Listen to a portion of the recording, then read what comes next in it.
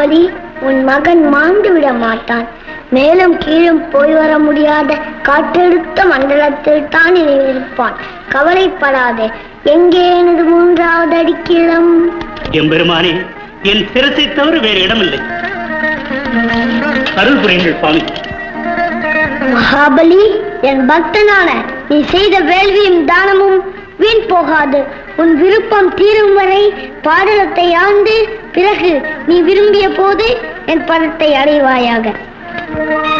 மூவடி மண் கேட்டு வந்து பணளாவியே வளர்ந்து பூவடியாம் ஈரடியால் மண்ணும் பெண்ணும் தான் அளந்து ஓரடியால் மாபலியில் உன்னதம் அளந்த பாவன உபகார வாமன அவதார ஹரிநாரணா ஜெய பரிபூரண